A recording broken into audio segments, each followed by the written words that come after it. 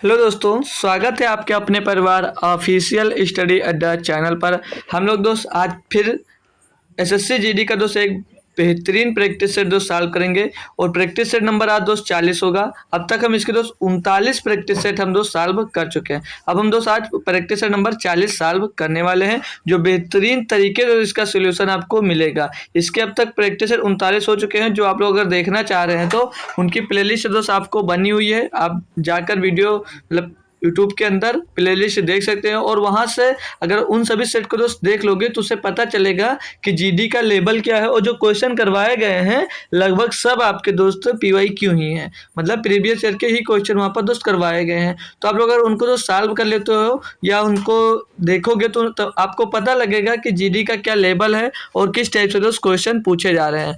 तो अपनी मैथ को बेहतरीन बनाने के लिए दोस्त आप लोग चाहो तो पिछले जो प्रैक्टिस सेट हम सॉल्व करवा चुके हैं अब तक, तो उन सब प्रैक्टिस सेट को दोस्त एक बार देख सकते हो। ठीक है, तो चलिए जो लोग जुड़ चुका भाई वो लोग एक बार क्लास को शेयर कर दीजिए और लाइक भी कर दीजिए दोस्त। और डेली जुड़ना कब रहता है दोस्त? आपको रोज शाम 9 बजे, मतलब रात में दोस्त 9 बजे आप लोगों को डेली जुड़ना रहता है। तो जितने लोग आ गए भाई बहुत अच्छी बात है। जो अभी तक नहीं आ पाए दोस्त उसको एक बार शेयर करके दोस्त बुला लीजिएगा। ठीक है, तो पहला क्वेश्चन दोस्त हम स्टार्ट करते हैं। तब तक आप एक बार शेयर कर दीजिए और जो हो भाई इसको एक बार पढ़िए और एक बार खुद से लगाने की कोशिश जरूर किया करिए। कोई भी क्वेश्चन हो दोस्त। पहला ही क्वेश्चन मेंसुरेशन का मिल गया, बढ़िया। क्वेश्चन में दिया भाई, बोला यदि एक बेलन के आधार की त्रिज्या और ऊंचाई क्रमशः 11 सेंटीमीटर और 21 सेंटीमीटर है तो बेलन का आयतन क्या होगा। भैया यहाँ पर क्या दिया, त्रिज्या दी गई है हमको, त्रिज्या 11 सेंटीमीटर की दी है भैया, त्रिज्या 11 सेंटीमीटर है और हाइट जो है भाई आपकी 21 सेंटीमीटर की है। ठीक है, तो हमको आर पता है और एच पता है। अब आपको फार्मूला पता होना चाहिए कि बेलन का आयतन का फार्मूला क्या होता है। तो भैया सभी को बच्चे को पता होगा pi R square H, pi R square H होता है बेलन के आयतन का फार्मूला। वैल्यू रखेंगे भैया, पाई बराबर 22/7 लेने को बोला है, 22/7 रख दीजिए भैया। आर का मान, त्रिज्या कितनी 11 सेंटीमीटर की है तो 11 के स्क्वायर करोगे क्या हो जाएगा भैया 121 हो जाएगा। बिल्कुल भैया 121 हो जाएगा। और हाइट मतलब ऊंचाई कितनी दी गई है भैया, ऊंचाई 21 सेंटीमीटर दी गई है। इसको आप लोग सॉल्व कर लीजिए। तो 7 से काटोगे भैया तो 7 3 21 3 बार जाएगा भैया। और अब 3 का गुणा जब 121 में होगा तो कितना हो जाएगा 383 हो जाएगा। चाहो तो इसको यूनिट डिजिट से कैसे कर सकते हो भैया, 2 दूनी 4, सॉरी 2 एक नम 2 3 6, लास्ट का यूनिट 6 आएगा। तो ऑप्शन ये और ये आपका ऑप्शन कैंसिल हो गया। अब 2 ऑप्शन हो सकता है तो 2 ऑप्शन में या तो 11 का मल्टीपल होगा और 3 का मल्टीपल होगा। तो 3 का अगर मल्टीपल देख ले भैया तो 8 और 9 17, 17 और 25 और 6 31। तो भैया ये नहीं हो सकता, आंसर आपका दोस्त ये वाला होगा। 11 का मल्टीपल भी देख सकते हो, 7 और 8 15 और 9 6 15। तो भैया 0 आ गया, यानी कि आंसर नंबर दोस्त आपका 4 एकदम से सही जवाब हो जाएगा। पूरा कैलकुलेट करने की कोई जरूरत नहीं है। आ जाइए भैया आगे। अगला क्वेश्चन आपको दिया भाई, बोल रहा है एक निश्चित आयत में आयत की लंबाई और चौड़ाई का अनुपात 3:2 है और क्षेत्रफल 150 सेंटीमीटर स्क्वायर है। आयत का परिमाप है। भाई करोगे अपने आप से। और ये जो पेपर चल रहा है मतलब जो सॉल्व करवा रहा हूँ ये पेपर SSC GD 6/2/2023 को हुआ था, 5/15 से 6/15 के बीच में जो हुआ था वही दोस्त आपको ये क्वेश्चन दिया गया है। तो क्या आप लोग इसको करोगे अपने आप से। दिया क्वेश्चन, एक निश्चित आयत में आयत की लंबाई और चौड़ाई का अनुपात 3:2 है। पहले आप लोग एक आयत बना लोगे भाई।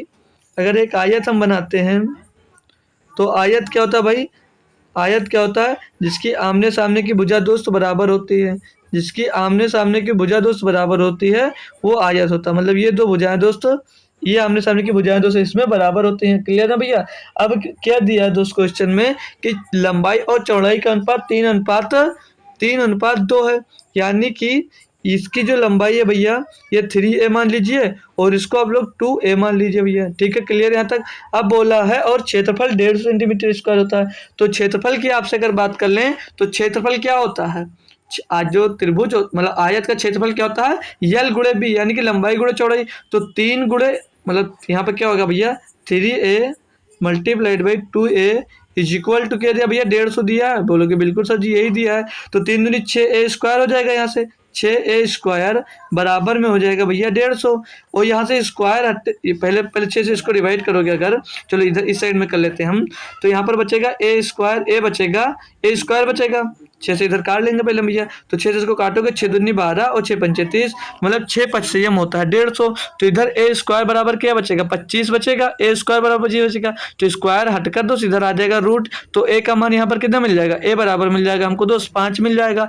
अब आपसे पूछा क्या है कि आयत का परिमाप ज्ञात कीजिए, तो पहले इनकी भुजा देख लेंगे। तो दो ए का मान जब 5 मिल गया तो 2 पंचे 10 होगा और 3 पंचे 15, यानी ये दोस्त जो होगा 15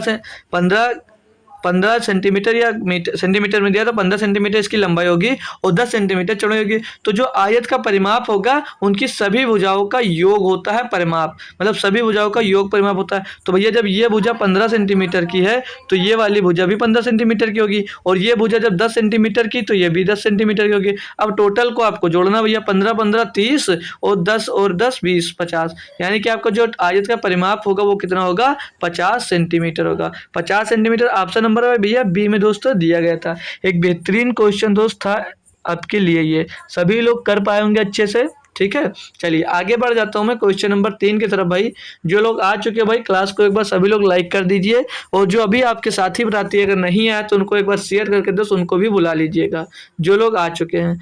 तो दिया भैया क्वेश्चन अगला, बोला एक वस्तु पर 20% की छूट एक दूसरी वस्तु पर 25% की छूट के बराबर है, दोनों वस्तुओं का अंकित मूल्य हो सकता है। भाई तो देखिए इसको आप लोग बेसिक से मत या किसी मेथड पे मत जाइए, सीधे इसको ऑप्शन से करेंगे तो ज़्यादा बेटर होगा। अब अगर पहला ऑप्शन लेते हैं तो 100 का मतलब बोला एक वस्तु का 20% और छूट 20% की छूट दूसरी वस्तु की 25% की छूट के बराबर है। अगर पहली वस्तु 100 रुपये की, इस पे 20 रुपये का छूट मिलेगा तो कितना रुपये की छूट पाओगे, 20 रुपये पाओगे भैया, बोलोगे जी सर जी।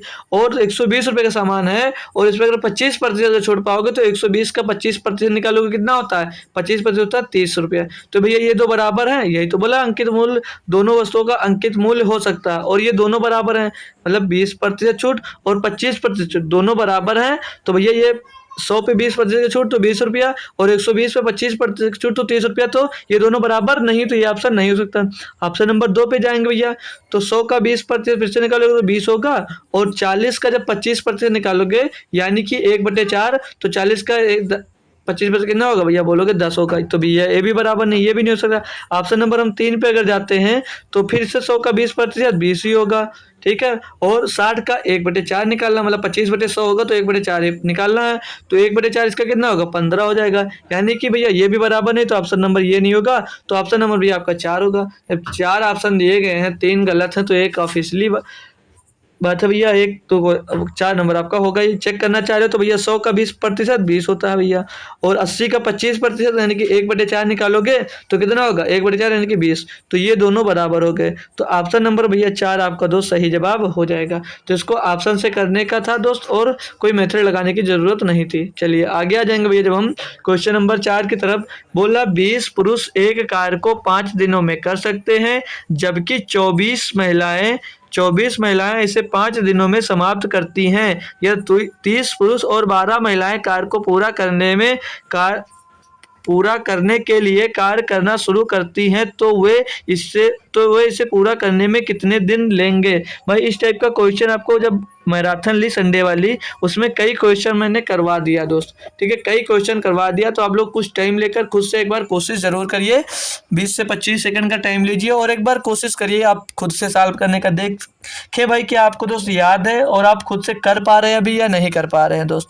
तो बेहतरीन सा क्वेश्चन आप लोग एक बार ट्राई जरूर करें सब लोग, और ना करो ट्राई लेकिन एक बार क्वेश्चन को कंप्लीट पढ़ा जरूर करो भाई, ठीक है। तो इससे अब क्वेश्चन दिया 20 पुरुष एक कार्य को 5 दिनों में कर सकते हैं, मतलब 20 पुरुष एक कार्य को 5 दिनों में कर सकते हैं, ठीक है भाई। और बोल रहा है समाप्त कर सकते हैं, जबकि 24 महिलाएं उसी कार्य को 24 महिलाएं बोल रहा है 5 दिनों में कर देती हैं।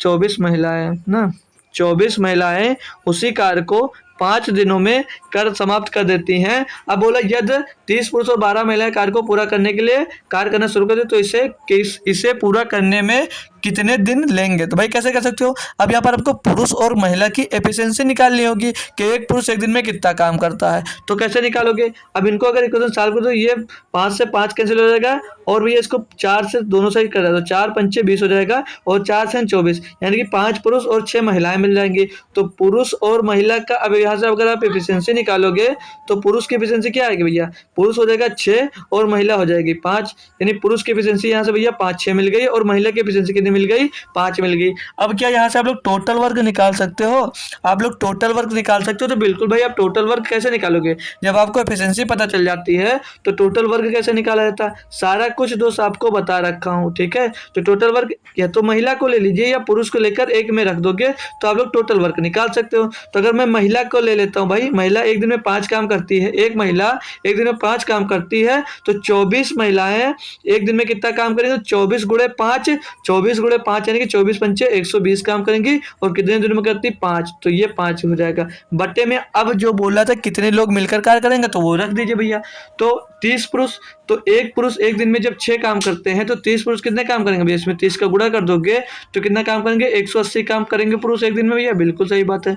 12 महिलाएं एक दिन में जब 5 काम करती हैं, 12 महिलाएं जब एक दिन में 5 काम करती हैं तो भैया एक महिला एक दिन में 5 काम करती है तो 12 महिलाएं एक दिन में कितना काम करेंगी, तो भैया 12 का गुणा यहाँ पर कर दोगे तो पता चल जाएगा 12 पंचे 60, यानी कि टोटल एक दिन में कार्य कितना सब लोग मिलकर कितना करेंगे, तो 0 8 6 14 और 1 1 2 240 कार्य करेंगे सभी लोग दोस्त मिलकर। क्लियर है भाई यहाँ तक।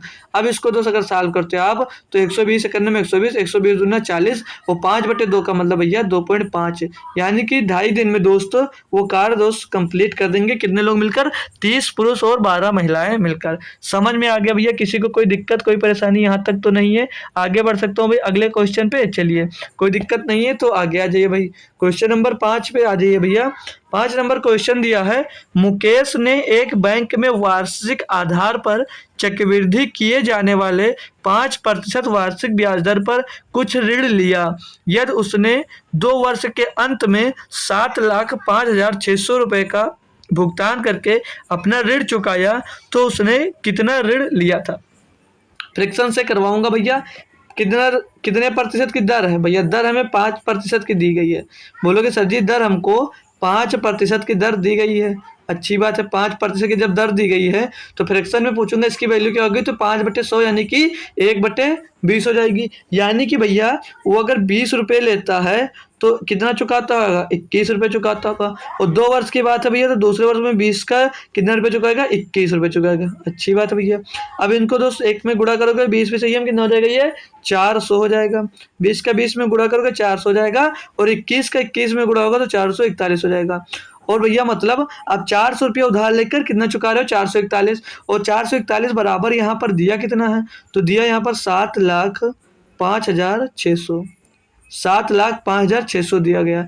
अब इसको तो अगर आप लोग सॉल्व करोगे एक की वैल्यू निकाल लेंगे यहाँ से हम, तो हम इसको काट देंगे 21 से, तो 21 से काटोगे इसको तो 21 या 63 हो जाएगा भैया। बोलोगे जी सर जी बचेगा कितना, यहाँ पर बचेगा भैया 21 से 63 बचा 7 बचेगा ना, फिर से 75 हो जाएगा, तो 21 या 63 फिर से जाएगा, बच जाएगा ना 12 हो जाएगा 126, तो 21 छक्के 126 होता है और 00 पीछे आ जाएगा, मतलब 33,600 हो जाएगा। फिर से 21 से इसको काटते हैं हम, तो इसको काटोगे तो 21 से करने में 21 बचेगा 12 हो जाएगा 126, तो 21 छक्के 126 यानी कि 1600 हो जाएगा, 1 बराबर 1600 हो जाएगा। क्लियर भैया, 1 बराबर 1600 हो गया।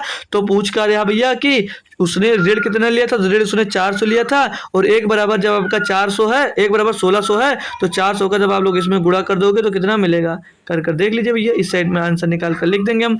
तो 00 इसमें है, 00 उसमें, तो पीछे कितने जीरो आ जाएंगे, 4 जीरो आ जाएंगे, 16 चौको 64 लिख दिया भैया। 6,40,000 रुपए का उसने ऋण लिया होगा, तब चुकाया कितना, तो 7,05,600 रुपया। इतनी आसानी से भाई आप लोग इसको भी कर सकते थे, ठीक है। जो सीख गया है वो उसको दोस्त ये क्वेश्चन बहुत बेहतरीन तरीके से दोस्त लग सकता था, और जो नहीं सीखा तो उसके लिए भैया बहुत टफ होता है, और जो एक बार दोस्त अच्छे से CI सीख गया तो उसके लिए भैया बहुत आसान क्वेश्चन हो जाता है। चलिए क्वेश्चन नंबर भाई 6 पे आ जाते हैं। अगर हम 6 नंबर क्वेश्चन दिया है, ए और बी के वेतन का अनुपात 4:5 है भैया। ए और बी है भैया, कोई ए और बी है, इनके आय का अनुपात दिया गया है, इनके आय का अनुपात कितना भैया 4:5। बिल्कुल सही बात है भैया। फिर आगे क्या मिला है, और उनके व्यय का अनुपात 5:6 है। इनके व्यय का अनुपात कितना है, तो इनके व्यय का अनुपात दिया है 5:6। ठीक है, ये व्यय का अनुपात हो गया। बोल रहा है ये तो दोनों क्रमशः 200 रुपये और 300 रुपये बचाते हैं। ये अगर 200 रुपये बचाता है और ये अगला 300 रुपये बचाता है, तो ए का वेतन ज्ञात कीजिए। तो जब भी इस टाइप का आपको क्वेश्चन मिलेगा तो इसको क्रॉस मेथड से करना है। किससे? क्रॉस मेथड से करना है। कैसे करना होगा भैया?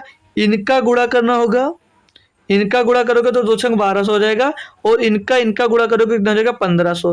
तो भैया ज़्यादा वाले में से कम को घटा देना है, मतलब 1500 में से आपको 1500 में से 1200 आपको घटा देना है। ठीक है भाई, 1500 में से आपको 1200 घटा देना है। बोलोगे जी सर। अब दोस्त आपको इनका इनका गुणा करना है, इनका इनका गुणा करना है, और इनका इनका गुणा करना है। तो 50 25 और 6 चौके 50 25 और 6 चौके 24, तो 25 माइनस ये 24 हो जाएगा। अब इसमें से 25 से 24 घटेगा तो 1 बचेगा, और 1500 में से भैया 1200 घटेगा तो कितना बचेगा 300। यानी कि 1 का मान यहाँ से 300 मिल गया। आपसे क्वेश्चन में क्या पूछा था? ए का वेतन ज्ञात कीजिए। तो ए का वेतन कितना था भैया? आय का वेतन कितना था? अनुपात 4 था। तो 1 बराबर 300, तो 4 बराबर कितना होगा? 4 × 1200।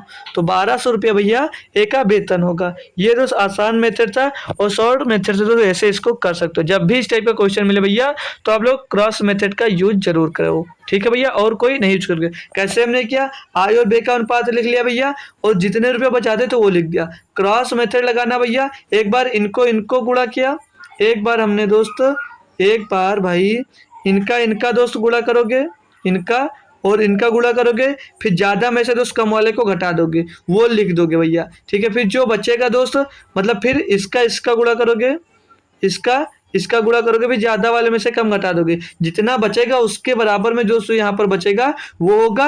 तो अब आय पूछा जा रहा है, तो आय ए का 4 था। अगर यहीं पर आपसे व्यय पूछ लिया जाता, यहीं पर आपसे अगर व्यय पूछ लिया जाता, तो व्यय इनका 5 था, तो 5 बराबर की वैल्यू में निकालना था। तो व्यय ए का कितना होता था भैया? 3 × 5 = 1500 रुपये। ठीक है भैया, तो ऐसे आप लोग निकाल सकते हो। जब भी इस टाइप का क्वेश्चन मिलेगा दोस्त ऐसे कर लोगे। समझ गए ना सभी भाई लोग? चलिए आगे आ जाइए। क्वेश्चन नंबर 7 पे दोस्त बढ़िया सा बड़ा सा क्वेश्चन दिया है। क्या दिया है?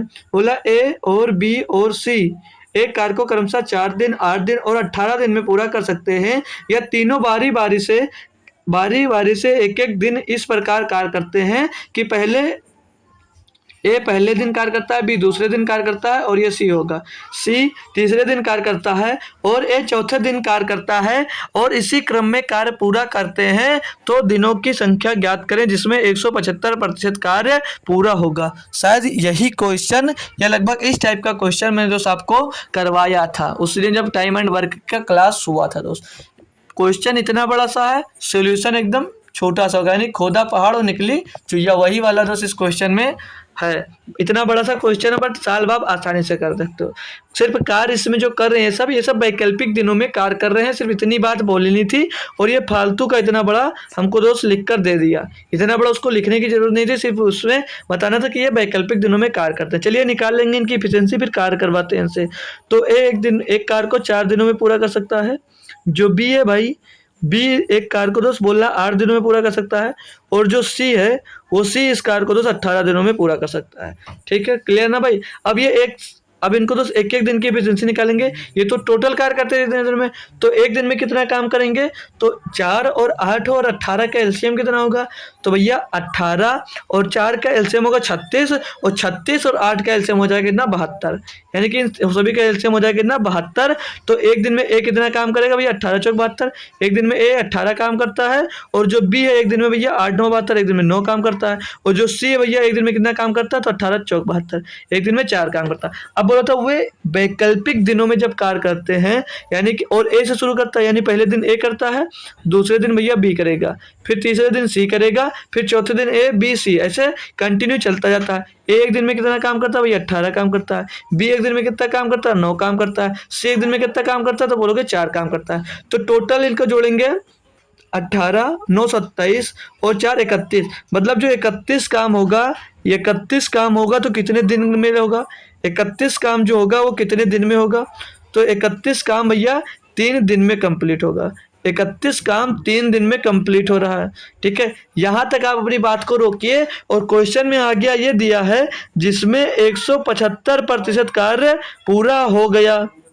तो हमको भैया 72 जो कार है इसका 175% कार करवाना है। तो आप लोग भैया 72 का 175% निकाल सकते हो, कोई दिक्कत नहीं, बहुत आसानी से आप लोग इसको 175% का निकाल सकते हो। भैया कैसे करोगे आप? अब इसको अगर काट लोगे 25 सत्ते 175, 25 चौके 100 और 4 से इसको काटोगे तो 18 बढ़ जाएगा। अब आपको कार कितना करना रहेगा भैया? 18 सत्ते 126 कार, 126 कार को भैया कंप्लीट करना है।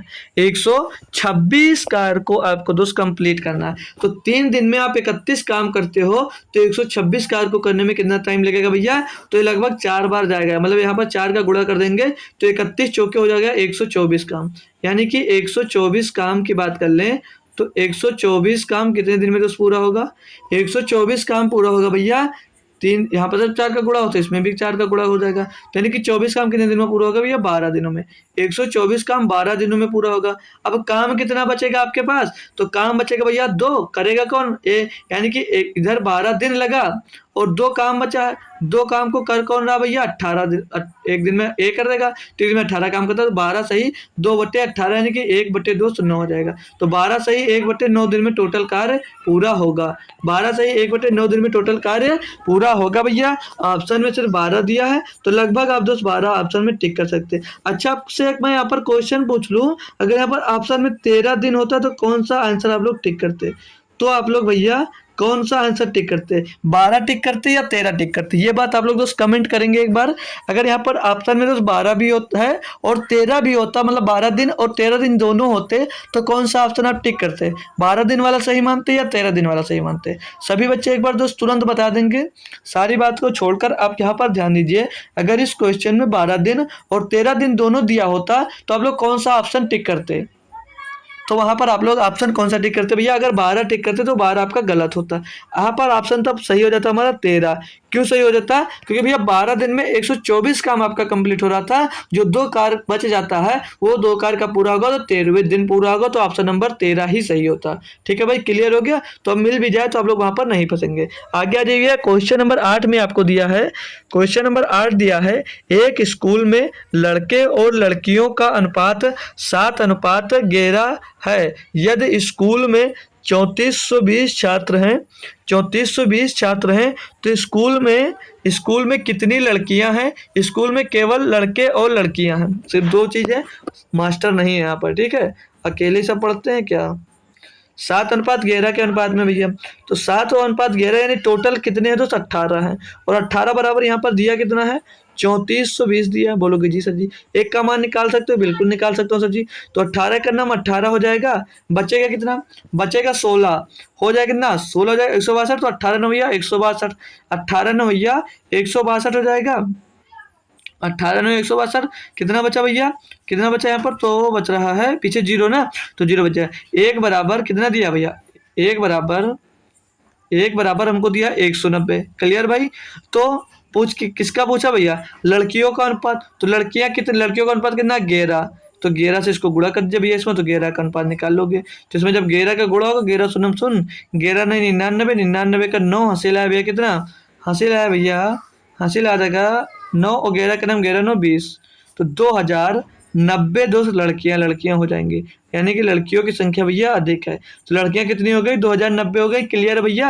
ये यहाँ पर 760 था ना कि 2760, तो 2090 लड़कियां हो जाएंगे। Clear students? सभी को दोस्त क्लियर? एक बार बता दीजिए सभी को दोस्त क्लियर, तो आगे बढ़ जाता हूँ। चलिए अच्छी बात है, आगे आ जाइए भैया। क्वेश्चन नंबर 9 दिया है, एक वस्तु की कीमत में 5% और 5% की 2 क्रमिक वृद्धि निम्नलिखित में से किस एकल वृद्धि के बराबर है? तो भैया इतना तो सभी को मालूम है, भैया जब 5% की दर से 2 वर्ष में भैया चक्रवृद्धि ब्याज बढ़ता है, और जब सेम प्रतिशत वृद्धि होती है तो उसी का स्क्वायर बटे 100, यानी कि 5 का स्क्वायर बटे 100, 5 के स्क्वायर बटे 100 बट कितना हो जाएगा? 25/100 यानी कि 0.5 हो जाएगा। 0.25% बढ़ेगा, और भैया साधारण ब्याज पर 5-10% बढ़ेगा, और जब चक्रवृद्धि ब्याज होगा तो 0.25 अधिक बढ़ेगा, यानी कि ऑप्शन नंबर 4 सही जवाब हो जाएगा। कर कैसे सकते हो इसको? अपने रामबाण फार्मूला से भैया, x + y + xy/100, इससे दोस्त आप लोग इसको कर सकते हो। यानी कि x का मान 5 और दोनों y का मान 5, यानी कि दोनों भैया बढ़ रहे हैं तो प्लस ही में होगा। और 5 गुणे 5 एक्स वाई 5 गुणे 5 बट्टे में दोस्त कितना हो जाएगा 100। इधर बराबर में जब आओगे भैया 5 5 10 और प्लस में 25 बटे 100, 25 बटे 100 का मतलब 0.25 हो जाएगा।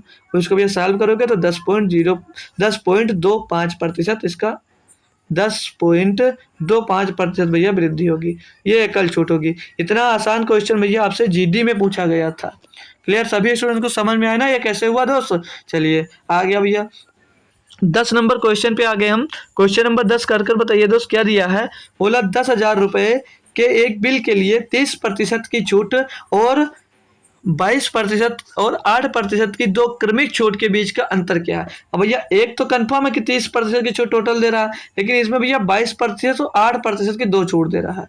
पहले 22 का दे रहा है फिर 8 का दे रहा है, तो सक्सेसिव जो अभी रामबाण फार्मूला लगाए हैं दोस्त उससे इसको कर सकते हो। मतलब पहले भैया 22 का दिया, बोलोगे जी सर जी, दोबारा फिर से इसने कितना के दिया 8% का दिया, फिर माइनस लगाओगे 22 गुणे 8, 22 गुणे 8 बट्टे में दोस्त कितना हो जाएगा ये 100।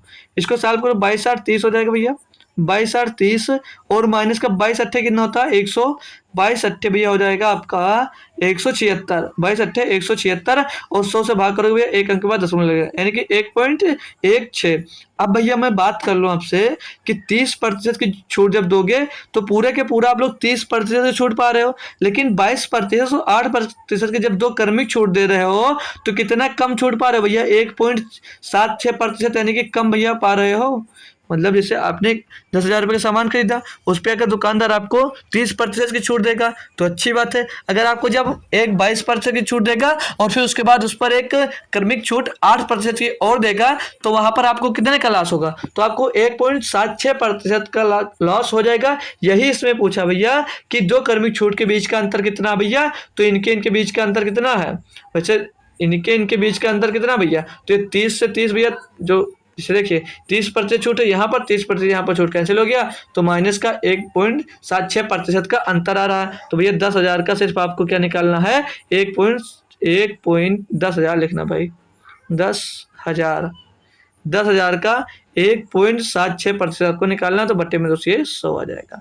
ठीक है ना भैया। अब इसको सॉल्व कर लोगे जब तो 1 0 2 0 1 0 2 0 यहाँ से पॉइंट हटेगा और ये 2 0 कैंसिल हो जाएगा, यानी कि इनके बीच का अंतर कितना है तो 176 रुपये का अंतर है भैया। सभी को समझ में आ गया बात ना, यहाँ पर कोई दिक्कत किसी को तो नहीं होगी, नहीं होनी चाहिए थी भैया। आगे आ जाइए भैया क्वेश्चन नंबर 11 पे जब देखते हैं हम लोग, दिया एक व्यापारी 2 रुपये पर किलोग्राम वाले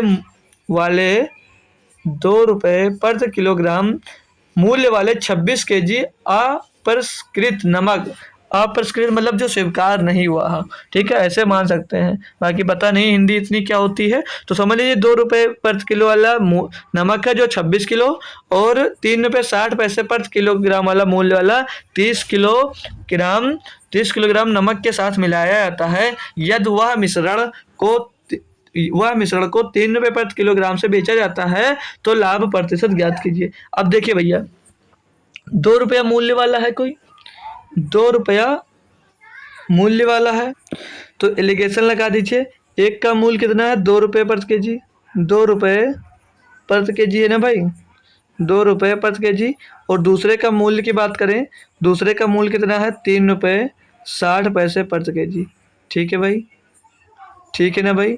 अब यहाँ पर बोल रहा है 3 रुपये में बेचने पर उसको कितने का प्रॉफिट हो रहा, कितने का प्रॉफिट होगा, ये मतलब कितने प्रतिशत का लाभ होगा, तो निकाल लेंगे भैया। इनका रेशियो क्या दिया गया है, किस रेशियो में दोस्त ये मिलाए गए, तो इसका दोस्त 26 kg है दोस्त, इसका 26 kg है और ये कितना मिलाएगा भैया ये 30 kg मिलाएगा। तो इनका दोस्त रेशियो निकालेंगे, जब इनका रेशियो निकालेंगे तो 13 आ जाएगा, 2 से काटेंगे इसको निकालेंगे तो 15 आ जाएगा। यानी कि दोस्त ये 13 और 15 के रेशियो में दोस्त मिलाए गए हैं। अब दोस्त कैसे निकालते थे बीच वाली वैल्यू, इनको गुणा करेंगे तो कितना हो जाएगा, इनको जब गुणा करते हैं तो यहाँ पर कितना हो जाता है, तो 13 दूना 26 हो जाएगा फिर से, और इनको गुणा करके जोड़ देंगे तो 36 का गुणा मान लीजिए 15 में करेंगे तो 15 छक्का 90, 0 हो गया खत्म, 9 बचा हासिल, 15 45 होने कितना हो जाएगा 54, यानी कि टोटल ये 54 हो जाएगा। और इसको डिवाइड किससे करते हैं इनका टोटल का, तो इनका टोटल करेंगे तो कितना हो जाएगा 28 हो जाएगा भैया। अब इनको हम लोग सॉल्व करते हैं, जब इनको सॉल्व करते हैं भाई तो जोड़ लीजिए भाई, 26 और 54, 26 में 54 जुड़ेगा तो 80 हो जाएगा, 80/28, 80/28 हो जाएगा।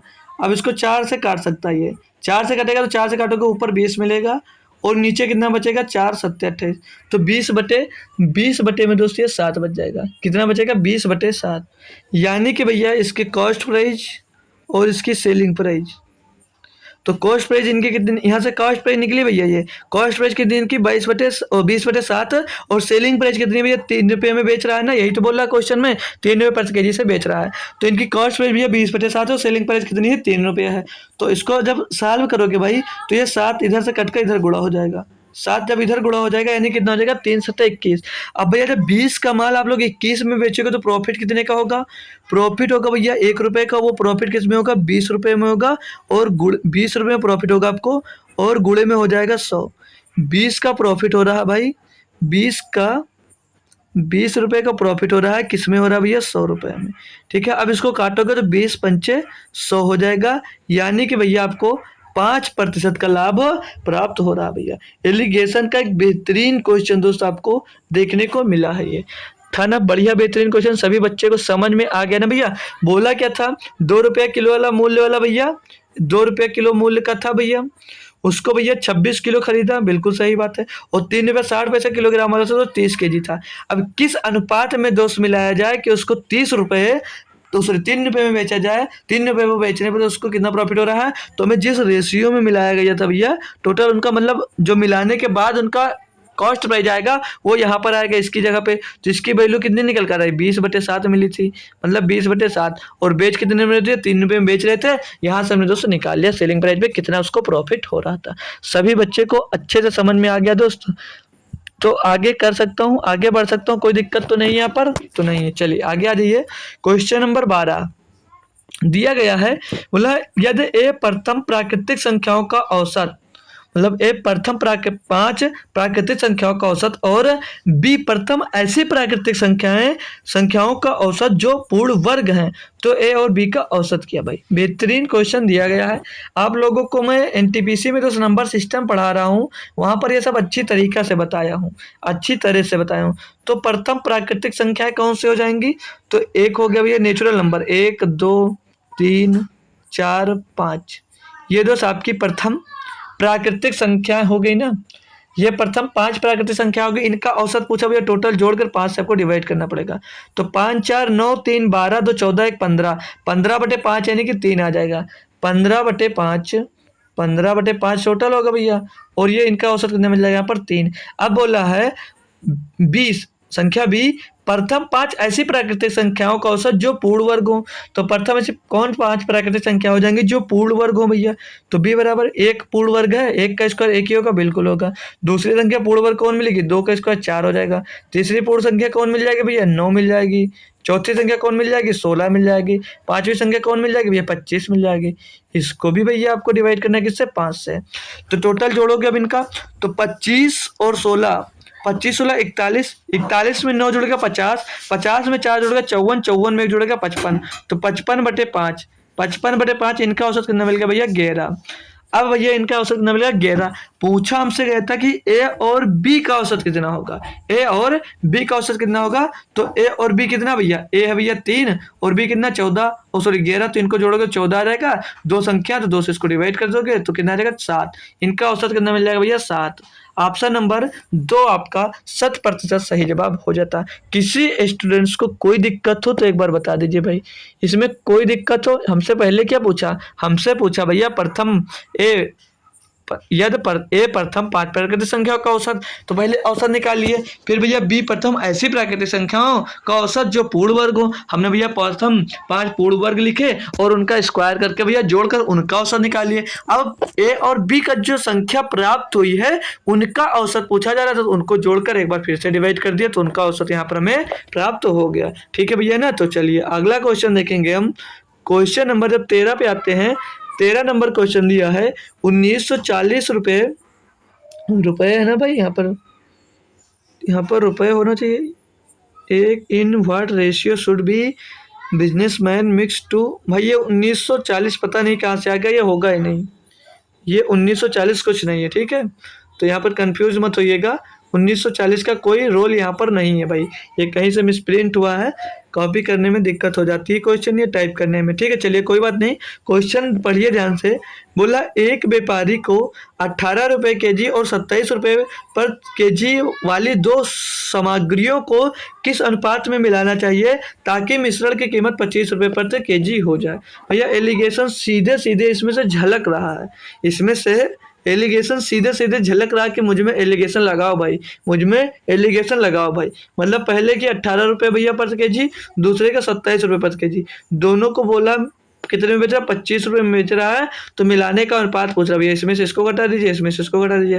ये 27 से 25 जाएगा, 2 बचेगा, और 25 से 18 जाएगा भैया, 7 मिलेगा बचेगा। 2:7 में भैया मिलाया जाएगा, 2:7 में भैया मिलाया जाएगा। क्लियर भाई, चलिए आगे आ जाइए भैया। क्वेश्चन नंबर अब हमको दिया है 14 दिया है। बोला एक बेलनाकार मीनार का व्यास और ऊंचाई क्रमशः 10 मीटर और 21 मीटर है। 8 रुपये प्रति वर्गाकार मीटर की दर से इसकी वक्र सतह को रंगने की लागत क्या होगी। भाई मेंसुरेशन का भी बढ़िया क्वेश्चन तो इसमें से पूछा गया था। काफ़ी स्टूडेंट्स मेंसुरेशन का क्वेश्चन छोड़ देते हैं, क्यों छोड़ देते हैं, क्योंकि उसमें दोस्त फार्मूला लगता है भाई। तो फार्मूला याद करने की भाई कोशिश करो, और मैं आपका नंबर जो इंक्रीज करेगा भैया, जो पेपर में आपका नंबर इंक्रीज करने वाला है दोस्तों, वो मेंसुरेशन इंक्रीज करने वाला है। ये बात आप लोग ध्यान में रखकर पेपर देने जाइएगा। एक बेलनाकार मीनार का व्यास भैया 10 मीटर है। जब व्यास आपका 10 मीटर है, त्रिज्या बता सकते हो कितनी होगी, तो त्रिज्या आप लोग बताओगे सर जी, त्रिज्या 5 मीटर होगी। ठीक है, और ऊंचाई हमको 14-21 मीटर दी गई है। अब भैया बेलन का वक्र सतह को रंगने की लागत क्या होगी, तो इसको भैया पहले बेलन का वक्र सतह के बेलनाकार का वक्र सतह क्या होता है, वक्र सतह का फार्मूला क्या होता है पता होना चाहिए। तो फार्मूला तो भैया 2πr/h इसका फार्मूला होता है। ठीक है, वैल्यू पुट करेंगे 2 गुणे 22/7। आर का मान हमने निकाल लिया भैया 5 और एच का मान दिया गया 21। अब इसको सॉल्व करोगे भैया, तो 7 तरीके 21 कर जाएगा भैया। और फिर से भैया 3 और 11 का मल्टीपल चाहो तो देख सकते हो भाई, 3 और 11 का मल्टीपल देखोगे तो 5 1 6 3 9 भैया, ये हो सकता था इनका मल्टीपल। और 9 4 13 और 17, तो भैया ये नहीं हो सकता। 5 4 9 9 18 भैया ये हो सकता है। और 5 2 7 7 और 8 15 भैया ये भी हो सकता है। तो अब 11 का मल्टीपल अगर देख ले हम, अगर 11 का मल्टीपल देखना चाहो आप लोग, तो 11 का मल्टीपल देखोगे भाई, यहाँ पर 3 आया है, तो 11 का मल्टीपल देखो तो 5 3 8 1 बच जाएगा, कुछ नहीं बचेगा। और 8 4 12, 12 से 3 जाएगा, 12 से 9 जाएगा, 3 बचेगा, ये नहीं हो सकता। 5 4 9, 9 से 4 जाएगा भैया, ओ सॉरी 9 5 14, 14 से 4 जाएगा, बचेगा 10, ये नहीं हो सकता। 8 5 13, 13 से 2 जाएगा, बचेगा भैया 11। तो ऑप्शन नंबर 4 आपका करेक्ट जवाब हो सकता है। सॉल्व करना चाहोगे कर सकते हो। 3 बचे 15, 15 दूना 30, 3 बचे 15 दूना 30, तो 22 गुणे 30 आ जाएगा। 22 गुणे 30 होगा ना भैया, 7 21 और यहाँ पर 5 है। ठीक है, 3 बचे 15, 15 दूना 30 आ गया भैया। अब इसको सॉल्व करोगे तो 22 या 660 रुपये आ गया। कंफ्यूज नहीं होना कि 660 हमारा आंसर नहीं हो रहा। अब भैया ये जो निकल कर आया आपका, जो ये निकल कर आया, ये 1 मीटर रंगने का है। प्रति मीटर कितना रंगता भैया, 8 रुपये प्रति मीटर की दर से रंगता। तो 8 से इसमें गुणा कर दीजिए, तो 8 शून्य 8 छंग 48 के 8 हासिल आ जाएगा भैया कितना, 4 8 छंग 48 48 4 52, तो 5280 रुपया करेक्ट जवाब आपका हो जाएगा। चाहे तो भैया मल्टीपल देखकर भी आप लोग आंसर कर सकते थे। क्वेश्चन नंबर 15 दिया है, एक व्यक्ति ने 25 रुपये प्रति लीटर के क्रय मूल्य पर 25 लीटर दूध खरीदा। मतलब 25 रुपये की दर से भैया, 25 रुपये की दर से भैया उसने जब 25 लीटर दूध खरीदा होगा तो कितना रुपये उसका टोटल लगा होगा, 25% 625 रुपये उसका लगा होगा।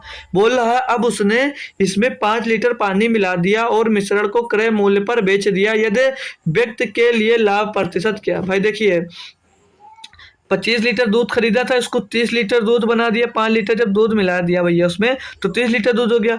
और बेच रहा अपने कॉस्ट प्राइस पर, यानी 25 में खरीद कर 25 में बेच रहा है, तो 25 या 75 यानी 750 रुपये में दोस्त बेचा। तो भैया उसका प्रॉफिट कितना हो गया भैया, यहाँ पर जो प्रॉफिट हुआ कितना दिख रहा है भैया, 125 रुपये का प्रॉफिट हो रहा है। और प्रॉफिट हमेशा होता किस पर है, होता हमेशा प्रॉफिट भी भैया कॉस्ट प्राइस पे होता है। कॉस्ट प्राइस कितना, 625 गुणे में भैया 100, तो 125 पंचे 625, 5 से 20, 100 को काटो को 20 आ जाएगा भैया। उसको 20% का प्रॉफिट हो रहा है सिर्फ पानी मिला देने में। तो भैया ये काम कौन करता है, दूध में पानी मत मिलाया करो यार, कोई है जो इसमें दूध में पानी मिलाकर बेचता हो। कोई भाई है जो दूध में पानी मिलाकर बेचता है इसमें? चलिए कोई बात नहीं, बेचते हो भी भैया तो अपना अपना धंधा है, जैसा चाहो वैसा करो, हमसे भैया कोई मतलब नहीं, कोई बुरा मत मानना, ठीक है भाई। क्वेश्चन नंबर 16 दिया है, बोल रहा है एक धनराशि 20% प्रति वर्ष की चक्रवृद्धि ब्याज दर पर 2 वर्षों के लिए उधार दी जाती है। मतलब एक धनराशि 20% दर पर भैया 2 वर्षों के लिए उधार दी जाती है। तो भैया आगे बढ़िए, जिसमें ब्याज की गणना वार्षिक रूप से चक्रवृद्धि आधार पर की जाती है। जिसमें ब्याज की गणना वार्षिक रूप से चक्रवृद्धि आधार पर की जाती है। जो 2 वर्ष के लिए 20% की दर से आप उधार लिए हो, उसमें जो ब्याज लगेगा वो चक्रवृद्धि लगेगा। आगे ये, यदि ब्याज अर्धवार्षिक रूप से चक्रवृद्धि किया जाता है तो धनराशि पर 31,133 रुपया ब्याज अधिक प्राप्त होता है। धनराशि ज्ञात कीजिए। भाई एक बेहतरीन क्वेश्चन दोस्त, ये परसेंटेज मतलब चक्रवृद्धि ब्याज का सीआई का दोस्त दिया गया है, ठीक है। ये सीआई का एक बेहतरीन क्वेश्चन दोस्त दिया गया है। अगर आप लोग इसको कर लेते हो, भैया, तो आप लोग चक्रवृद्धि ब्याज का कोई भी क्वेश्चन कर लोगे, क्योंकि बहुत इंपॉर्टेंट क्वेश्चन हो जाता है। बड़ा है इसलिए इंपॉर्टेंट नहीं है भाई, ये सच में भैया इंपॉर्टेंट क्वेश्चन है। अभी देखना तो इसको जब सॉल्व करेंगे तो कैसे सॉल्व दोस्त होगा। पहले भैया 20% की दर से ले रहा हो, ब्याज की गणना वार्षिक रूप से हो रही है, तो 20% की दर होगी तो 20% की फ्रैक्शन वैल्यू पूछ लो तो क्या होगी, बताओगे भैया 20% फ्रैक्शन वैल्यू क्या होती है? तो आपने पढ़ा भैया 1/5 होती है। यानी कि भैया 5 रुपये लेते हो पहले साल में, चुकता कितना करते हो? 6 रुपया। दूसरे साल में फिर से 5 रुपये लेते हो, चुकता कितना करते हो? 6 रुपये। यानी कि भैया हम 25 रुपये लेते हो और चुकता कितना करते हो? 36 रुपये। जब दर आपकी 20% होती है, अब यहाँ पर बोल रहा है जब भैया यदि ब्याज अर्धवार्षिक रूप से चक्रवृद्धि हो, अर्धवार्षिक रूप से होगा यानी ब्याज को भैया 2 से डिवाइड करोगे कितना आ जाएगा? 10%। 10% आ जाएगा, और 10% की फ्रैक्शन वैल्यू होती है 1/10। और 2 वर्ष की बात कर रहा था, तो 2 वर्ष में हाफ ईयरली कितनी होंगी? तो 4 हाफ ईयरली होंगी। 2 वर्ष में कितनी हाफ ईयरली होंगी? तो बोलोगे 4 हाफ ईयरली होती हैं। तो यानी कि जब 10 रुपये लेते हो तो चुकता कितना करते हो? 11 रुपये। फिर से दोबारा 10 रुपये लोगे दूसरी हाफ ईयरली में, चुकता 11 रुपया। तीसरी हाफ ईयरली में 10 रुपये लोगे, चुकता कितना करोगे? 11 रुपये। चौथी हाफ ईयरली में 10 लोगे, 11 चुकता करोगे। क्लियर है भाई? तो यहाँ पर आ जाइए, अगर आप लोग दोस्त यहाँ पर आएंगे तो आप लोग टोटल धनराशि कितनी उधार लेते हो देखेंगे, तो 10 का गुणा 4 बार होगा, 10 की पावर 4 यानी कि 10,000 हो जाएगा। 10 की पावर 4 यानी कि 10,000 हो जाता है। और भैया यहाँ पर 11 की पावर 4, 11 की पावर 4 कितना है? जिस बच्चे को मालूम है, नहीं मालूम है तो आप लोग 11 का क्यूब मालूम है 1331 में 11 का गुणा कर निकाल सकते हो, और जिसको मालूम हो डायरेक्ट लिख सकते हो। तो कितना होता है भैया? 14,641 रुपये। 14,641 रुपये। यानी कि भैया 10,000 रुपये की धनराशि लोगे और चुकता कितना होगा? 14,641 रुपये। लेकिन यहाँ पर बोला क्या गया भाई, जो धनराशि है आपकी, धनराशि दोनों जगह समान होगी। मतलब धनराशि यहाँ पर भी समान होगी और धनराशि यहाँ पर भी समान होगी, बस वहाँ पर 20% वार्षिक ब्याज लग रहा था और यहाँ पर हाफ ईयरली ब्याज लग रहा है। तो यहाँ पर 10,000 है तो यहाँ पर 10,000 करने के लिए यहाँ पर क्या गुणा, कितना गुणा होगा भैया? 400 का गुणा कर दोगे तो ये 10,000 के बराबर हो जाएगा। तो 25 में जब 400 का गुणा करते हो तो ये 10,000 के बराबर हो जाता है। 10,000 के बराबर हो जाता भैया। तो जब इधर गुणा हुआ तो इसमें भी 400 का दोस्त गुणा हो जाएगा। जब इसमें 400 का गुणा होगा तो 36 चौके कितना होता है? 36 चौके होता है 36 दूना 72, 72 दूना 144, तो कितना होता है भैया? 144। 144 144 फिर पीछे 00। यानी कि जब 20% वार्षिक दर होगी तो कितना यहाँ पर ब्याज मिलेगा? तो यहाँ पर ब्याज बोलोगे मेरे भाई, हमको मिलेगा 4400 रुपये का ब्याज, हमको मिलेगा भैया 4400 रुपये का। और जब 10% वार्षिक ब्याज होगी तो यहाँ पर कितना मिलेगा आपको? 4641 रुपये ब्याज मिलेगा। तो इनके ब्याज में कितना अंतर आ रहा भैया? तो इसमें से अंतर आ रहा भैया कितना बोलोगे? तो अंतर बताओगे सर जी, यहाँ पर 241 का अंतर आ रहा है। यहाँ पर अंतर की बात कर लें हम, यहाँ पर हम अंतर की बात कर लें तो इनमें अंतर कितना आ रहा भैया? तो 241 रुपये का अंतर दिख रहा है। ब्याज वार्षिक और अर्धवार्षिक रूप से हो रही है, तो अंतर की बात कर ले तो कितने के अंतर आ रहा है भैया? 241 रुपये की। और 241 का अंतर क्वेश्चन में आ रहा है, लेकिन हमारे में आ रहा है, लेकिन क्वेश्चन में कितना दिया है? इनका अंतर दिया 3133 रुपये का। 3133 रुपये का अंतर दिया है। और पूछ क्या रहा भैया? ब्याज अधिक प्राप्त होगा तो धनराशि ज्ञात कीजिए। धनराशि ज्ञात करना है, यानी कि धनराशि कितनी है भैया आपकी? धनराशि कितनी है आपकी भैया? 10,000 है। तो 10,000 की वैल्यू हमको दोस्त यहाँ पर बताना है। भाई एक बेहतरीन दोस्त ये क्वेश्चन आपके लिए था, तो इस साइड में दोस्त इसको हटा दीजिए ताकि अभी कैलकुलेशन करने में दोस्त थोड़ी आसानी होगी, थोड़ा बड़ा नंबर हो जाएगा। भाई बहुत बढ़िया सा क्वेश्चन था भैया, जो बच्चे अब तक आंसर दे दिए हैं काफ़ी ब्रिलियंट है भाई, काफ़ी अच्छा आपकी तैयारी दोस्त है, काफ़ी अच्छी आपकी दोस्त तैयारी हो सकती। तो 241 बराबर 3133 है भैया, तो 10,000 बराबर क्या हो जाएगा, 10,000 बराबर हो जाएगा भैया 3133 और गुणे में भैया 10,000, गुणे में भैया 10,000 और बटे में 241, 241। तो 241 से लगभग 3 बार जा, मतलब ये तीनों डिजिट से करता हूँ, तो एक में अगर 3 का गुणा करूंगा तभी पीछे 3 होगा, तो 3 बार जा नहीं रहा होगा, तो 3 का गुणा खाली 13 से करूंगा तब 3 आएगा पीछे। अगर मैं इसमें 13 का गुणा कर लेता हूँ तो पता चल जाएगा कि 13 बार जाएगा या नहीं जाएगा। तो 13 करना, 13 के 3 चला जाएगा, एक 13 को 52, 52 और 53, 53, 52 और 53, 53 का 3 चला जाएगा 5, और 13 दूना 26, 26 5 31, मतलब भैया 13 बार जा रहा होगा। जो ये 241 से 3133 है आपका भैया, ये सीधे सीधे 13 बार जा रहा होगा। तो 241 का नाम 241 और ये 13 बार जाएगा। तो 13 का गुणा जब 10,000 में होगा तो कितना हो जाएगा भैया, कितना हो जाएगा भैया, कोई बताएगा, 1,30,000। यानी कि धनराशि उसने कितनी उधार ली होगी भैया, 1,30,000 रुपये धनराशि उधार ली होगी। एक नंबर का दोस्त बेहतरीन क्वेश्चन आपको दोस्त ये एग्जाम्स में पूछा गया था। सभी बच्चे को एक बार बता दीजिए, क्लियर है भाई, क्लियर है भाई, सभी लोग एक बार थम्स अप कर दीजिए तो मैं आगे बढ़ जाता हूँ। ठीक है, चलिए आगे आ जाइए भाई।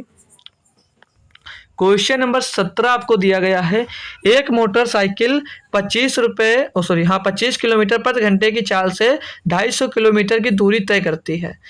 एक मोटरसाइकिल 25 किलोमीटर पर घंटे की चाल से 50 किलोमीटर की दूरी तय करती है। अगले 5 किलोमीटर की यात्रा के लिए मोटरसाइकिल की चाल क्या होनी चाहिए ताकि पूरी यात्रा की औसत चाल 30 किलोमीटर हो। भाई कोई बच्चा है जो इसका आंसर देगा?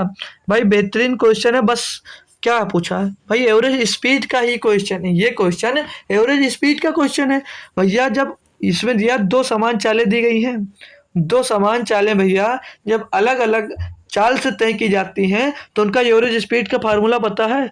तो एवरेज स्पीड का फार्मूला बोलोगे जी सर पता है, होता है 2s1 2s1s2 2s1s2 अपान दोस्त s1 plus s2, s1 plus s2 बराबर में एवरेज स्पीड।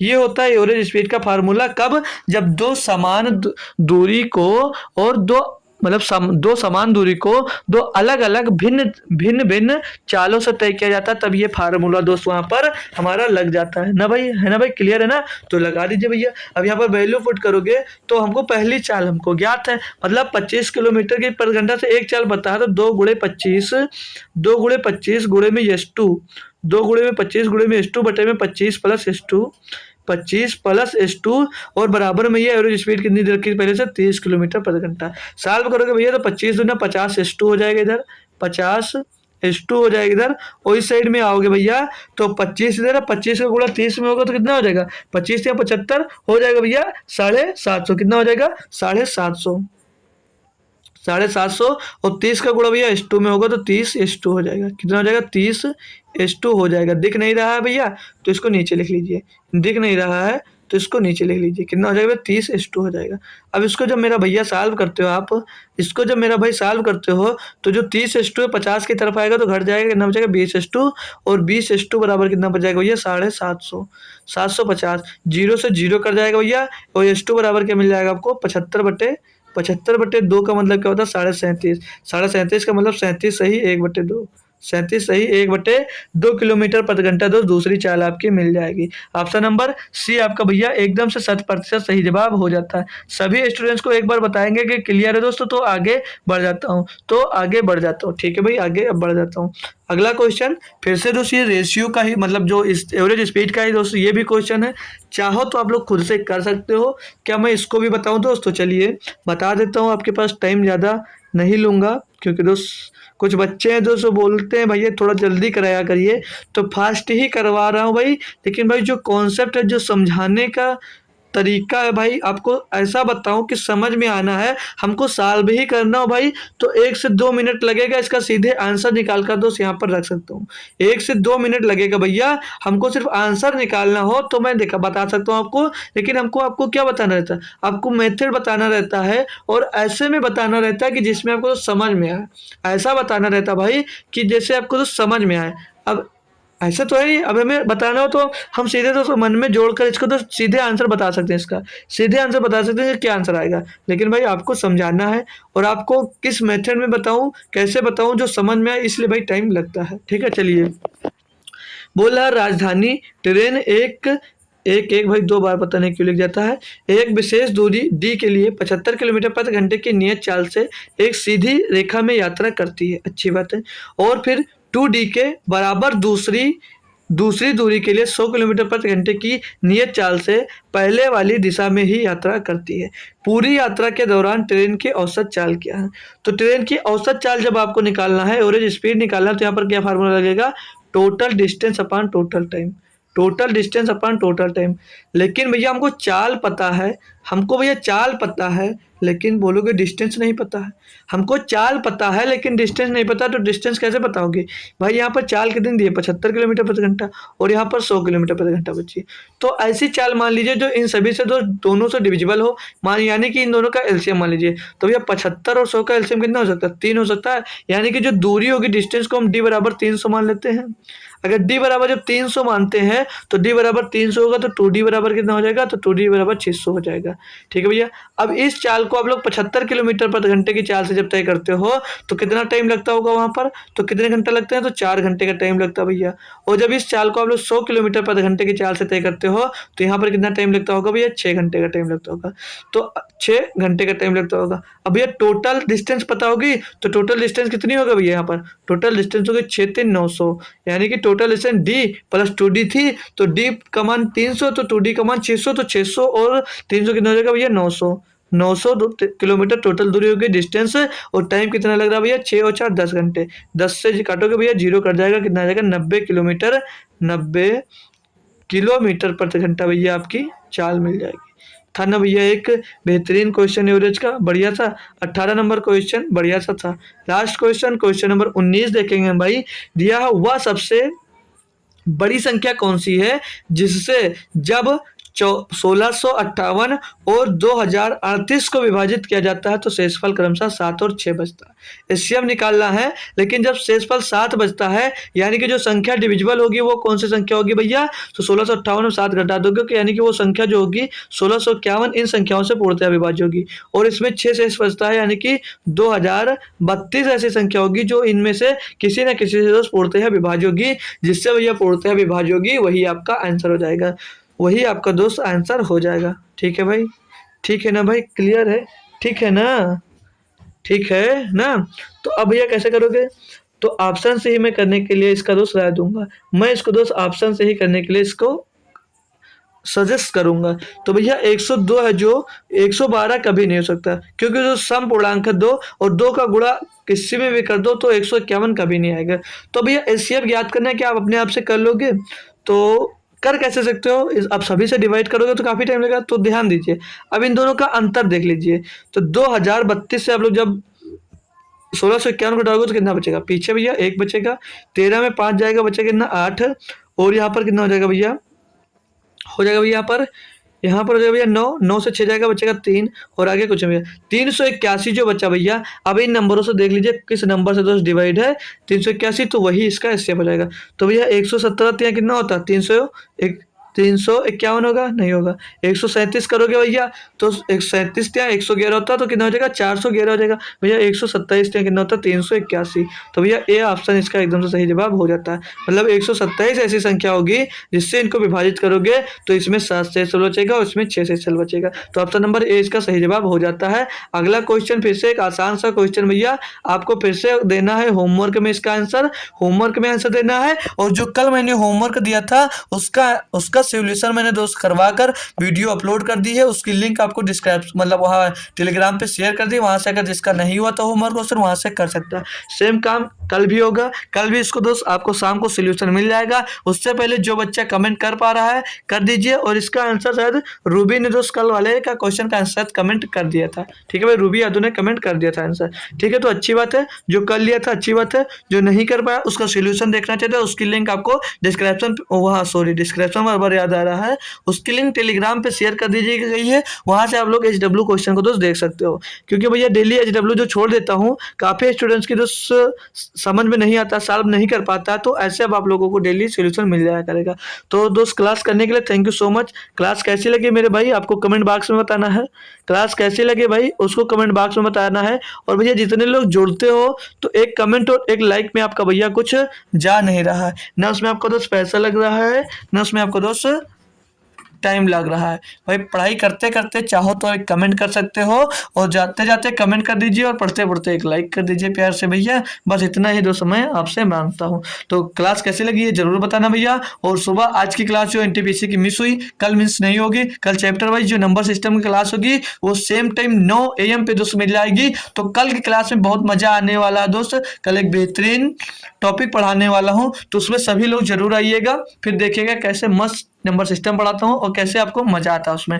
तो मिलूंगा सुबह 9 बजे, तब तक के लिए दोस्त थैंक यू सो मच दोस्तों, जय हिंद।